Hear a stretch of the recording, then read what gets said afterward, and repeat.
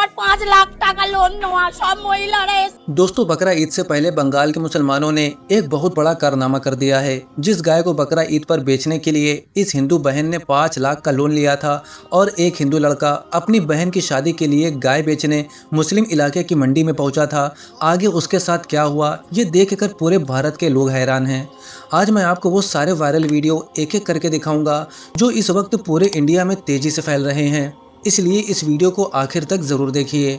दोस्तों आगे बढ़ने से पहले हम आपके लिए एक बहुत ही काम की चीज़ें लेकर आए हैं। इस 2026 की बकरा ईद को बनाइए और भी ज़्यादा खास। हम आपके लिए लेकर आए हैं इलेक्ट्रिक बारबेक्यू ग्रिल, जिसे आप बिना किसी धुएं के आराम से घर के अंदर इस्तेमाल कर सकते हैं। इसमें आप टेम्परेचर को अपनी ज़रूरत के हिसाब से कंट्रोल भी कर सकते हैं और जो भी पकाना चाहें उसे बहुत ही कम समय में तैयार कर सकते हैं। चाहे कबाब हो, टिक्का हो या बारबेक्यू, हर चीज़ का टेस्ट शानदार आता है। और सबसे अच्छी बात यह है कि ये इस्तेमाल करने में आसान है, साफ़ करने में आसान है और कीमत भी बहुत कम है। तो दोस्तों अगर आप भी इस बकरा ईद कुछ नया और मज़ेदार ट्राई करना चाहते हैं तो डिस्क्रिप्शन में दिए गए लिंक पर क्लिक करके इसे अभी ऑर्डर कर सकते हैं।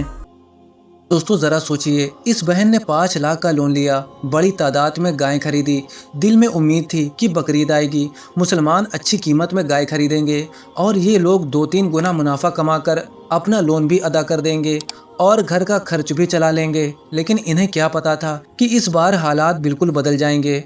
नई सरकार गायों की कुर्बानी पर रोक लगा देगी और दूसरी तरफ मुसलमान भी एक साथ गाय खरीदने से इनकार कर देंगे। अब सोचिए दोस्तों, अगर ये गाय नहीं बिकेगी तो इन लोगों का क्या होगा? हर महीने लोन की किस्तें कैसे अदा होंगी? इतनी बड़ी तादाद में गायों को हर रोज चारा कौन खिलाएगा? और आखिर कब तक ये लोग इन्हें पाल पाएंगे? क्योंकि अब हालत ये हो गई है कि ना मुसलमान खरीद रहा है और ना ही हिंदू खरीदने के लिए आगे आ रहा है। और ये सिर्फ 1-2 लोगों की कहानी नहीं है, बल्कि लाखों लोग ऐसे हैं जो कर्ज लेकर, लोन लेकर इसी कारोबार में आए हुए थे। उन्हें भरोसा था कि बकरीद पर उनकी सारी गायें बिक जाएंगी। दोस्तों आपने वो कहावत तो सुनी होगी, लगेगी चिंगारी तो आएंगे सभी घर जद में। यहाँ सिर्फ हमारा ही घर थोड़ी है।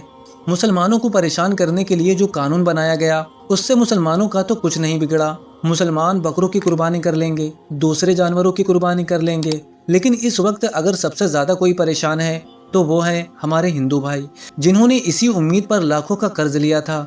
अब ज़रा इस हिंदू औरत को सुनिए जिसने रो रो कर अपनी मजबूरी बताई। আমার 5 লাখ টাকা লোন নেওয়া সব মহিলারা এসে আমার বাড়িতে এসে বলছে লোন শোধ করো। আমি কি করে করব? চলো আমার বাড়িতে কি অবস্থা। বাবা আমি বলতেই পারছি না, আমার গরুগুলো বিক্রি করে जाओ चले जाओ, ओ चले जाओ, बेकार मत रुको, जाओ चले जाओ भाई, तुम चले जाओ, बेकार अपनी माता तुम लेकर चले जाओ, बेकार यहाँ मत लाओ।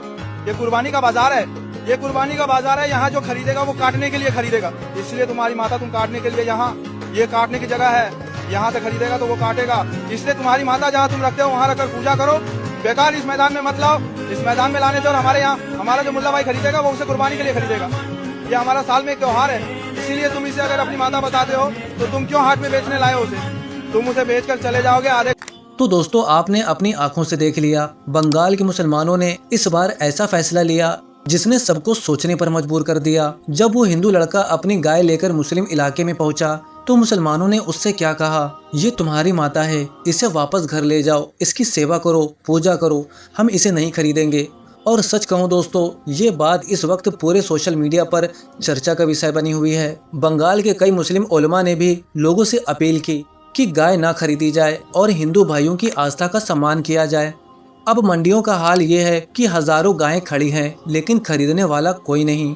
दोस्तों इस पूरे मामले ने एक बात साफ कर दी, जब कानून बनते हैं तो उनका असर सिर्फ एक समुदाय पर नहीं पड़ता, बल्कि लाखों गरीब लोगों की रोजी रोटी भी उसकी चपेट में आ जाती है। बाकी इस पूरे मामले पर आपकी क्या राय है कमेंट करके ज़रूर बताइएगा और वीडियो को ज़्यादा से ज़्यादा शेयर कीजिए ताकि हर इंसान तक ये सच्चाई पहुंच सके।